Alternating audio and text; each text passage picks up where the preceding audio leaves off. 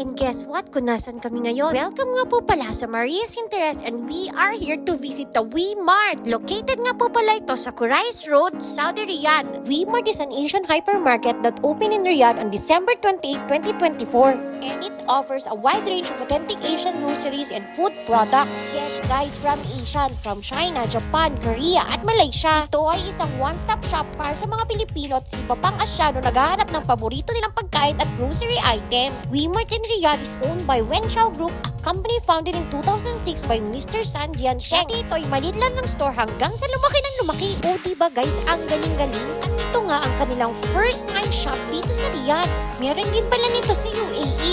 Kaya naman guys, napasugod ako para i-check ko kung ano ba ang meron dito. O tamo nyo naman guys, meron pa sila dito mga pika-pika, mga dumplings, street foods at kung ano-ano pa. Tamo nyo na rin to, meron din silang hot pot. Dito naman sa other side na to, o tingnan nyo naman, ang dami yung pwedeng mapili.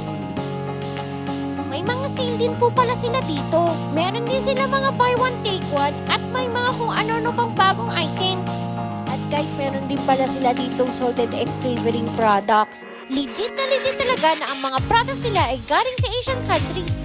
O tamo nyo naman guys, talaga naman ang dami mo pwedeng pagpilian dito. At eto nga, tumampat sa akin na talaga naman namangha ako. Kasi naman nakita ko lang to sa Thailand. May mga ganito din. O diba may duck din sila dito? Tingnan nyo naman to, meron pa silang baby squid or octopus yata yan. Eto nga, na-amaze ako dahil ang mga binibenta nila dito ay karamihan ay mga chicken feet. O diba nakakaloka lang?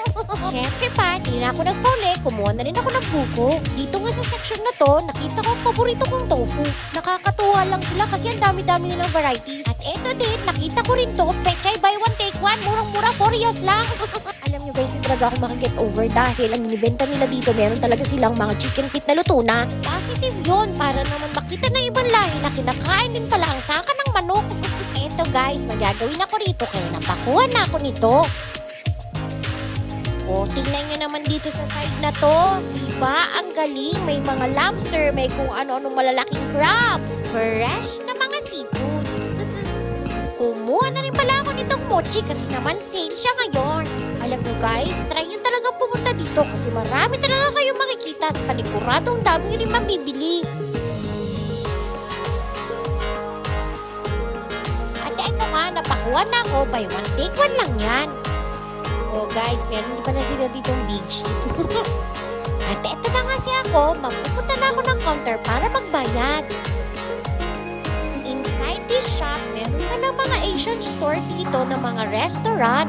Pero sa kasamaang palad, ngayong season ay 6 PM pa sila magbubukas. Pwede naman mag-order pero lahat for takeout lang. Talagang authentic na authentic at legit lahat ang kanilang foodies dito.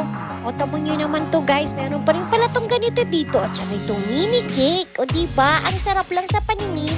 Pero dahil nga nakakain na nga kami bago kami umalis ng bahay, ay sa next na lang kami magda-dining dito para ma-experience namin ang Asian store at matikman namin ang mga lasahan dito. O diba? O diba, after the shopping, pwede na kayo magkain dito. At eto na nga ako guys, dahil sa hindi kami makapag-dine-in, sinipat-sipat ko ang area at maluwang din pala dito. Ang ganda rin talaga ng ambience at makita nyo naman ito, diba ang ganda? What are you waiting for guys? Try nyo na din para makita nyo dito sa WeMart. Thank you nga po pala sa ating mga taga-subaybay dyan. For more videos and features, don't forget to follow, share, subscribe here at Riyadh Ventures. Thanks and bye!